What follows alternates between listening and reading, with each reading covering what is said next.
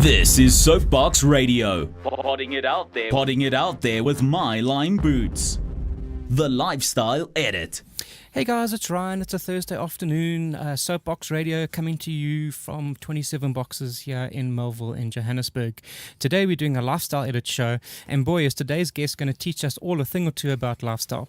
My guest today is number one, a property mogul, number two, an entrepreneur, and thirdly, a public speaker, speaking on international stages to sell out audiences. Today's guest is Grant Gavin, someone I've literally known my entire life, having grown up together as our parents are best friends. But first, let me give you some background on Grant himself. Grant is Durban-based and holds a BCom and postgrad diploma in management accounting. Between 1999 and 2004, Grant lived in London, working for the Walt Disney Company, and this is also where he met his lovely wife, Kitri. In 2004, Grant returned to South Africa, taking a position with Remax head office based in Cape Town. 2006, Grant bought a controlling interest in the family business of Remax, of a Remax franchise based in North Durban. And in 2009, Grant won the Remax SA National Leadership Award.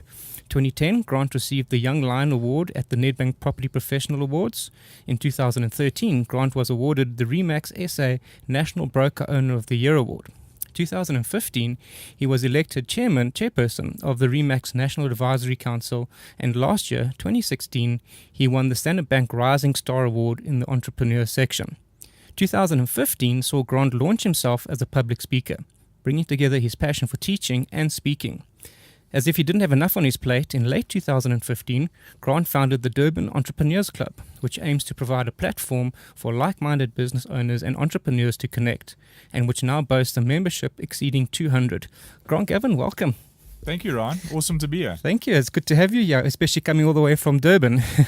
Have I summed you up correctly, Grant? You have, and I think the most important part was the first thing you said, of how we grew up together at a young age. Two boys from Durban, now sitting in Joburg, talking about everything other than accountancy. Exactly, yeah. I don't think we'll make for a very interesting show if we spoke about accounting. Should we do consolidations, maybe? Okay. Grant, quite a varied career to date, a combination of both corporate work and entrepreneurial-based businesses. Where does your business heart truly lie? I think in the entrepreneurial space, when I got into it, I mean, the very first thing I would always think about was to go back to my entrepreneurial roots, my accounting roots. Yeah.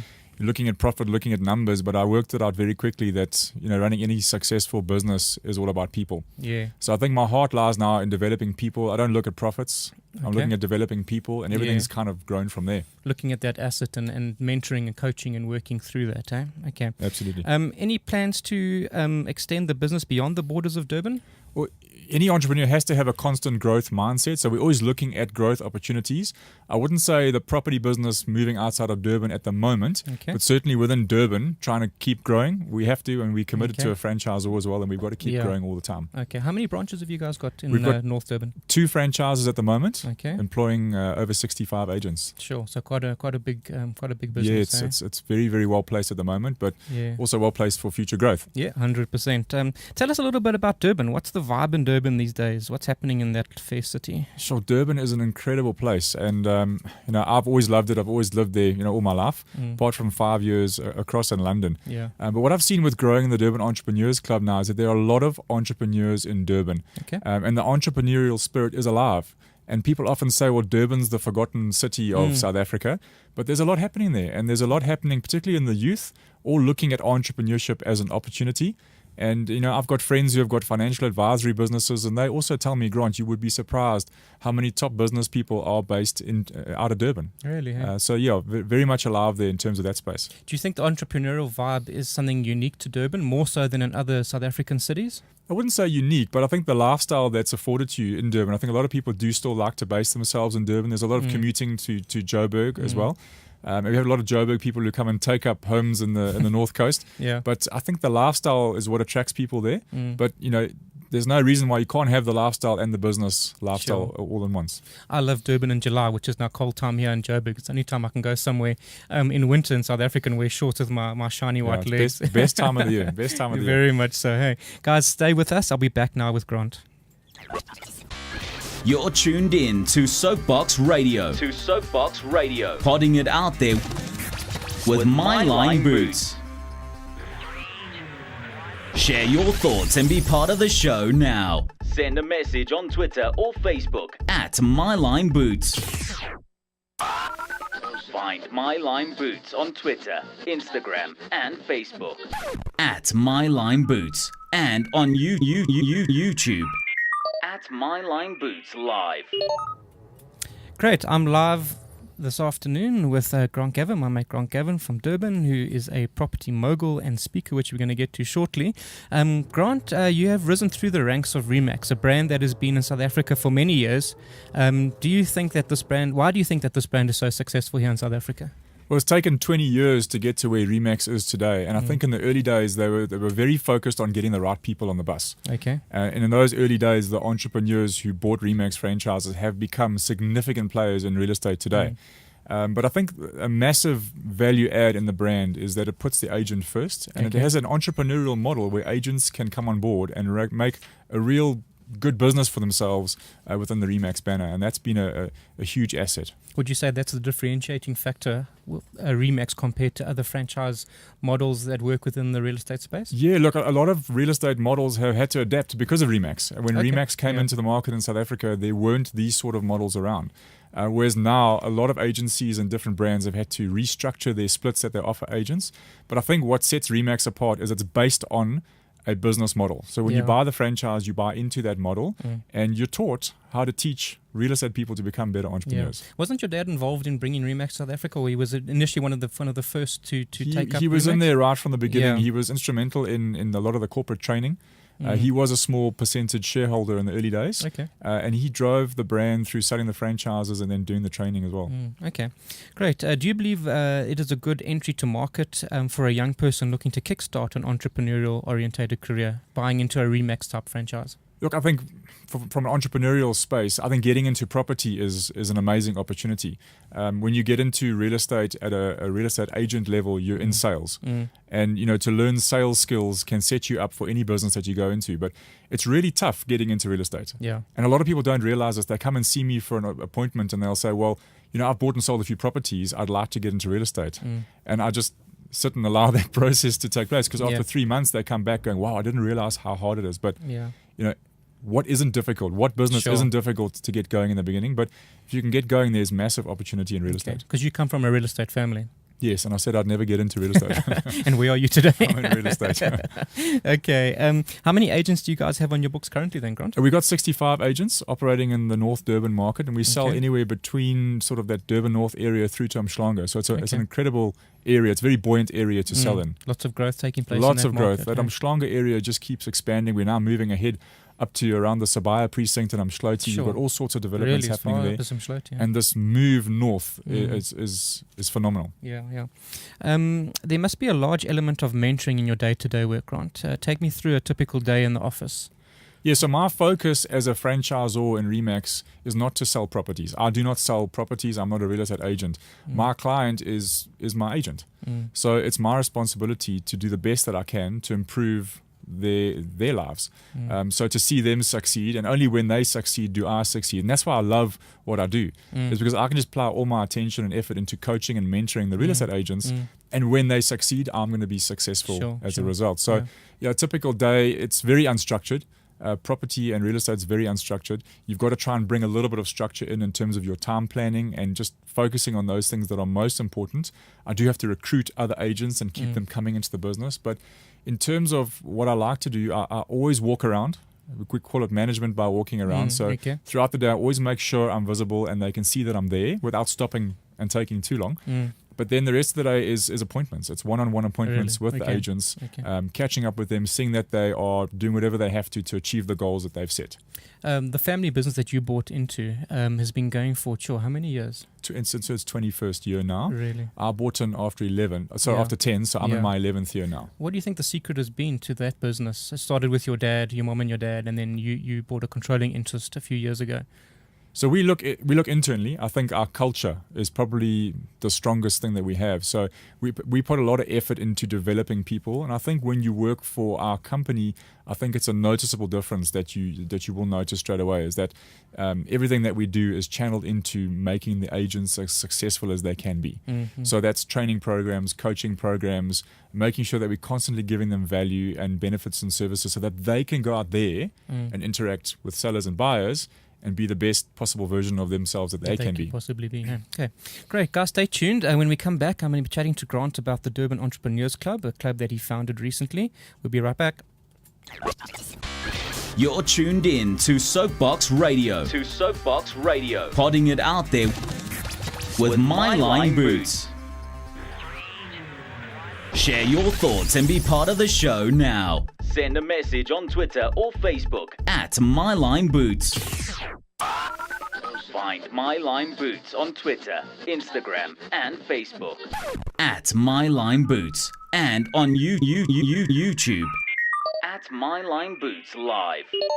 So, Grant, in 2015, you founded the Durban Entrepreneurs Club as a networking platform. Tell us what led to that, Grant. Well, I've got a business coach. I've always had business coaches in my life, and we were having a conversation about how would I do some more networking as a property entrepreneur, and he came up with the idea of starting a property networking club, and I hated the idea. So I put it off for about 2 years, and then one day suddenly the penny just dropped, and I realized, sure, I need to start a networking club, but let's make it a bit broader. I don't want to focus too much on property, so let's start an entrepreneurs club. So we decided to have a launch event just to test the demand, as you do with any new venture or new business. And I got a speaker. We got Justin Clark, who's the founder of Private Property. And we chatted, and Justin said, sure, if we get 40 to 50 people in the room, I'd be happy. Yeah. And he arrived that night. There were 125 people in the room. So that everyone who lives in Durban it was a free event, so free food. They all came, and it was a great event. Yeah. And it encapsulated the spirit that I wanted, which was to have a club where you could come and be inspired by a speaker, but more importantly, hang around afterwards, grab a drink, and do some networking and relationship building. And we don't allow selling, so no one comes there to sell. It's there. You're there to build relationships. Networks. And I was so excited, and everyone was like, "Yeah, this is a great idea." And we didn't sign up one member after the event. So we just took it from there. We had a second event, and then we charged people, and we just covered the cost of the food. And again, we got 75 people to the event. And so we started realizing that there's definitely demand for small business entrepreneurs to have this platform where they could come and meet other like-minded entrepreneurs and start to build relationships, because networking is so important in entrepreneurship. And a lot of people tend to ignore it. And it's just grown from there. Okay. And so over 200 people, 200 members. Yeah, we originally thought we'd get to 100 members, we'd be happy. Yeah. And we got to 100 members within 10 months. Sure. So it's almost been like a developing business with the momentum that it's building. And it's been incredible to be part of the journey. Yeah, 100%. You have about 10 functions every year, you tell me, and this is quite a load. What do you look for in a guest speaker? 10 is a big number to host every year. Yeah, so we do one a month, and then we just leave out January and December. Okay. What do I look for in a speaker? I want someone who's going to come there and inspire the entrepreneur who's sitting in the audience. So we've had some big name speakers, and we've had some local business speakers, and it's quite incredible because it doesn't matter whether you're a big name or not. When the big name comes and he's a successful or she's a successful business person, we don't want to hear about how successful you are. We want to hear about what your got insights, you there. No, what got you, or your journey. Because you know, a lady like Margaret Hirsch, who's done so successfully well with Alan, with the Hirsch's group, or we've had Vivian Reddy, or we've had Amanis Broderick come and talk to our members. Their journey that's led them to their success today has not been without hiccups and valleys and peaks. And there's that entrepreneur who's sitting in the audience going, wow, I'm going through one of those difficult moments right now. So to hear Margaret Hirsch talk about how she nearly had to close her business in the early days, and look where she is today, that just inspires me as an entrepreneur to keep going. Yeah, 100%. What is the profile of your average member? We've got mainly small to medium business owners, I'd say. A lot of them probably still stuck in that self-employed type business. Okay. And when I say self-employed, you know, they'll struggle to go away on holiday and their business is still running without them. So very much still in that transactional, operational mindset where they're watching sales, they're watching accounts, they're watching debtors, they're doing everything in their business. And so I think it's a really awesome platform to help that type of entrepreneur to progress from the self-employed to the business owner. Yeah, just grow and naturally grow that business. Yes. Okay. You must get to witness some amazing stories and see developments in your members. It must be quite a rewarding experience. It is. And that's, I think, as you say, it's really, really fulfilling. And, you know, when someone comes up to me and says, hey, Grant, I've been coming to your club for the last 3 or 4 months, and I've literally gained 3 or 4 extra clients as a result of the networking, it is fulfilling because the club's now serving a purpose. Yeah. Okay. Do you see a renewed drive towards being an entrepreneur during these rather times we face in South Africa and the world in general? Well, I think in South Africa, it's almost a necessity in some instances. If you don't have opportunities for employment, you've got to make it happen yourself. Yeah. So is it renewed? I think it's always been there, but I think it's It's a result of our society, tough economic times. It is pushing people to go and make things happen for themselves. Okay. And I think as South Africans, we're very resilient. And we do have a good reputation for being good entrepreneurs internationally as well. Yeah. Guys, hang around. When we come back, Grant's going to speak about his public speaking career and an interesting social experiment he undertook recently. You're tuned in to Soapbox Radio. Podding it out there with My Line Boots. Share your thoughts and be part of the show now. Send a message on Twitter or Facebook at My Line Boots. Find My Line Boots on Twitter, Instagram, and Facebook at My Line Boots, and on YouTube at My Line Boots Live. So I'm chatting this afternoon to my friend Grant Gavin, who involved in property and also in public speaking. So Grant, 2016 saw you launch your public speaking career. Talk me through the build-up to this decision. How long did it take to make that decision, and what were the final motivating factors that got you in that space? Yeah, I mean, look, like anything, you just got to make a decision to be whoever you want to be in your life. Sure. And I've always enjoyed public speaking. I've always had the odd platform within the Remax organization, speaking at functions with 300 real estate agents. It's never been something I've shied away from, and I've quite enjoyed it, if I'm honest. And then coming into my own business, you take a role as a coach and as a leader, and you have a platform there as well. And I'll never forget, I was sitting one day talking to one of my agents, and I was just sharing how, I'd love to be a public speaker one day. Yeah. And the agent returned back to me and said, well, why don't you? Reflect straight back at you. And it's kind of like the advice I would give them. Yeah. There's somebody was giving that advice back to me. If you want to be the public speaker, just be the public speaker. Yeah. And it was just almost like a mental flick in my mind, and I just became a public speaker. So what do you think the period was from thinking about it to actually actioning it? Well, year, 2 years? After that point, it was instantaneous. Okay. Then my mind went into, right, so what am I going to speak about? I knew pretty much what my talents were. But my biggest drawback, and we were chatting about this off air, is I didn't believe that I had a story to tell. And I was looking at public speakers, and a lot of public speakers have a story. It's either a rags to riches, or I've climbed Mount Everest, or I've paddled around the world in a kayak. What was my story as Grant Gavin? And at the time, I was wrong in my thinking, because we all have stories, and each and every one of us have a story to tell which can inspire the world. But I started searching for a story, which led me to my experience of standing on the street begging for money. Tell us more about that then, Grant. You conducted the social experiment recently, which you say informs a lot of your public speaking engagements. Tell us what you did and what you learned from that experience. Well, I was across in France. My wife's French, and we were having Christmas across in France, and I was writing a blog. I was just catching up on work. And I wrote a blog where I actually mentioned that I grew up privileged. Yeah. Most of us are privileged. And I've never had to beg for food or money in my life. And it was just then a decision like, yes, when I get back, I'm going to go and dress up as a homeless person. I'm going to go stand on a street corner. I'm going to beg for money. I want to feel what it feels like to be in that position of survival. And it turned into one of the most powerful learning experiences of my life. Quite a harsh experience, I would imagine. Yes. Yeah. I would kind of explain it to say I felt like I was picked up out of the human race that day and placed on that street corner, and I was observing back at the human race and watching all this go around. It was incredibly humiliating. It was I felt very vulnerable, but more than anything, completely isolated and abandoned by society as a whole. Isolated, abandoned, humiliated. Just coming from the sense of just being ignored by people driving past you, not even acknowledged as a human being. Yeah, so one of my biggest fears, as I literally walked out of the door that day, I was so worried about what would people say if they recognized it was me? What if they saw that this was a fake homeless person? Would they think I'm looking for attention? Would they think I'm being disrespectful to homeless people? And I went onto the street with such a fear and an insecurity about being recognized that I didn't make contact with anyone in the first half an hour. I literally put my head down and just walked between the cars, praying that somebody would give me some money. And after about half an hour, 45 minutes, I realized how silly I was being. No one was actually paying any attention to me anyway. And then it sets in this whole feeling of abandonment, which turned into almost anger at a sense of, wow, I'm standing here in this moment of need, and you driving past in your Land Rover or your Mercedes-Benz, and you can't give me 2 rand. So the emotions changed as the day went, but it was really, really powerful experience. What was the key lesson that you learned from that experience, Grant? Well, I've got a couple. If I had to pick two with you now, because this is what I do when I talk about, when I go and talk for organizations and companies, I'll bring in various lessons, and I call my talk lessons from a traffic light.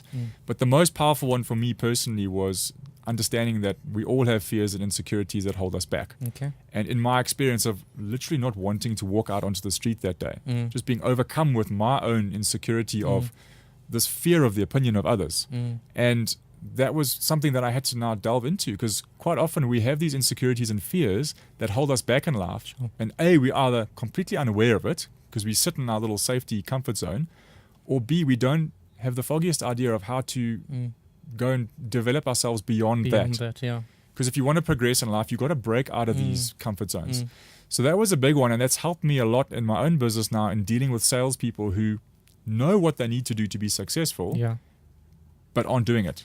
And they don't know why. They don't know what's holding them back. And quite often it's their own insecurities, which now as a coach, I'm able to better address because I've experienced this now for myself on the street. And you've got a great story, which I think is easy to relate to, because we all encounter people begging on the streets every day, whether we engage with them or not, but you're giving them a story and an experience which they can relate to, which helps to get into that space to deal with those insecurities, I would imagine. Yeah, and we deal with in my talking, we deal with all the common fears and insecurities. But one day this lady came up to me, I was talking for a property company in Cape Town, and she said, "You left out a fear." I said, "Tell me more." She said, "I've got a fear of success." Oh, really? I mean, you could have knocked me out with a feather. I said, "Well, tell me more. You know, what's..."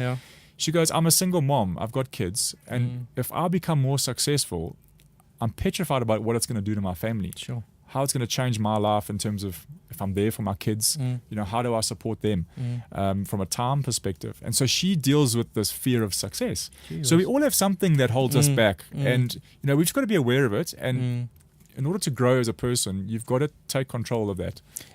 Complex things, human beings, eh? Yes. Interesting to engage with them. Human beings mess up everything.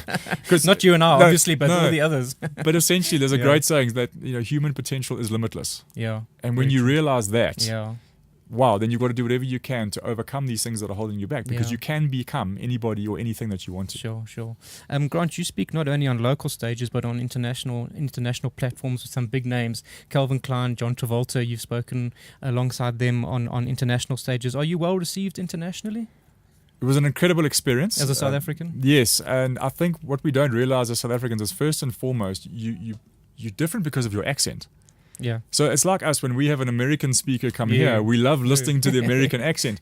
But when we go overseas, you know, something that's completely normal to us, which is our accent, is received very well. But in any convention or international conference I've been to, and I've been to many in Las Vegas for Remax, we always go overseas as the South African business owners or entrepreneurs, hoping to learn from the Americans or the internationals. And quite often at these conventions, it's the South Africans who are hauled into the mastermind sessions to share with the rest of the world what we're doing. And I think I've realized that we are very highly regarded internationally as being creative, hardworking entrepreneurs. Okay, that's interesting to hear. It's good to get reflection from the other side, you know. One thing I didn't ask you about your social experiment, you know, we talk about society's reaction to people in that position. What do you think that experiment and that time taught you about South African society? It was very powerful, and one of my most powerful messages that I leave audiences with in my lessons from a traffic light talk is the lessons in giving that I learned from being on the street that day. And, you know, once I'd done this experiment and it was posted on my blog site and on social media, a lot of people would come up to me and they wanted to find out, what was it like begging on the street? But every single person that spoke to me, and I mean, seriously, every single person came and told me why they don't give to homeless people. Why they don't give.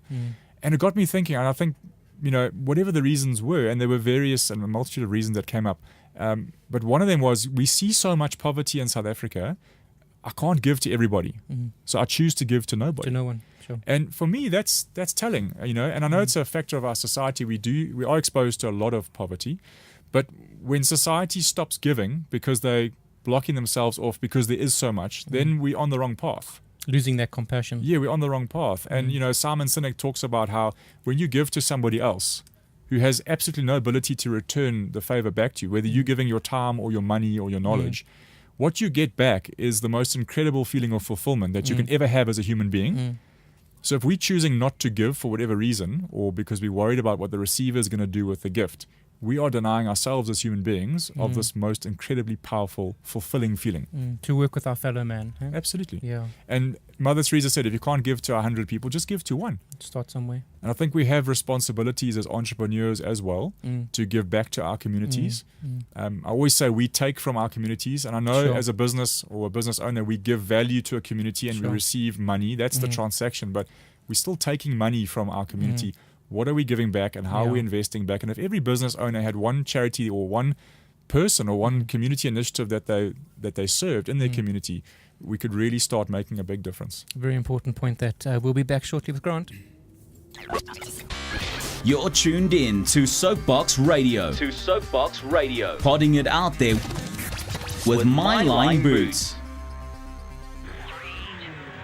Share your thoughts and be part of the show now. Send a message on Twitter or Facebook at My Line Boots. Find My Line Boots on Twitter, Instagram, and Facebook at My Line Boots, and on YouTube at My Line Boots Live. Grant, with such a varied life experience that you've had to date, what are the 3 most important lessons that life has taught you? I think most recently, what I've really come to learn and understand is that you never stop learning in life. And a lot of people get to certain positions, they either become CEOs or they're heading up massive businesses, and they stop the process of learning. And I think, when you want to be an entrepreneur, your commitment and dedication to continual learning is huge. You have to be far more of an aggressive learner when you're running a business than when you're an employee in an organization. So personal development never stops. And the more you read, the more you listen to podcasts, and the more you watch these videos on YouTube, you're learning all the time. So you've got to commit yourself to this process of constant learning as a human being and as from a personal development perspective. Secondly, I'd say never stop giving. There have been times in my life where I'm a natural giver. I would regard myself as a giver. I'm happy to give to someone knowing I won't get in return. But there are times where you question that. And there's times when you sit back and you go, wow, am I giving to the wrong people? Or, surely all this giving must be leading to something. But what I've learned is that it does lead to something initially. You just got to forget about waiting for the return and just commit yourself to always be giving, whether it's your time, your advice, your value, adding value to other people's lives, because the universe will repay you somewhere down the line. You just got to have blind faith in that belief. And then I think thirdly, a big lesson for me over the last 3 years is we tend to ignore our personal brands. And I think as South Africans, we're quite conservative and we always worry about what other people are going to think. But sure, you've got to put yourself out there. And you've got to have a personal brand. So you're letting people know who you are, what you stand for in your life, and the value that you can add. And we do this by structuring our own personal brands. And a lot of us in South Africa, we forget about the personal brand and we focus on the business brand. But people join companies because of people. And the type of person you are, you can portray that through your brand. Sure, 100%. Grant, what does the future hold for you? What does the future hold for Grant Gavin? I'm on a journey. It's so difficult. I mean, I know you personally, if you look at where your journey's developed over the last 3 years, it's phenomenal when you see the change. But what I do know, and the privilege, and this is when I say we're all privileged. Every single person is privileged because you have the power of choice. And Viktor Frankl writes in his book, Man's Search for Meaning, that is the most powerful privilege we have as a human being, is choice. So I think I know now that whatever I want to do, I just got to make the decision to do it and then just follow the path. So for now, I've got the property business. That's my base. My success all comes from that. That's what keeps me financially stable. But I'm really following this journey now in terms of inspiring people from a platform. And I love it. It's incredibly fulfilling. Well, I think you're doing an excellent job at it. I see you've been talking to various groups, to very interesting groups, and I wish you everything of the best for it. It's been great having some time together to chat a little bit and just get together again. We don't see each other enough, Yeah, and I said our moms are going to be proud. Yes, I hope so. Well, they've got no choice, their moms. But can I say to you, well done to you for following your purpose and passion in life. And I know you've also had your ups and downs. And to sit here as a mate and see you following your purpose in life, I'm incredibly proud. So well done and keep going. Thank you. I appreciate that. Pleasure. Thank you very much. Remind us, where can the listeners find you, Grant? Easiest place is my website. If you go to grantgavin.com, when you start talking, you get a lot of people who come up to you afterwards, always asking you for help and advice. So I'll just direct them to the website. You can put your details in there, and you tap into a weekly email from me, which is personal and business development emails, just basically giving you the same value I'd be giving the people in my office. Sure, 100%. If you guys have a look at my Facebook and my Twitter account, you'll see I've just posted all of Grant's contact details. Be sure to get in touch with him. Next week, we'll be doing Soapbox Radio again live from the studio, and we're talking to a very interesting lady who does bespoke suiting. So I look forward to chatting to MC next week. That was Soapbox Radio. I'm out of here, and I'll check to you next week. You've been listening to Soapbox Radio, potting it out there with my Lime Boots. Find My Lime Boots on Twitter, Instagram, and Facebook. At My Lime Boots, and on YouTube. At My Lime Boots Live.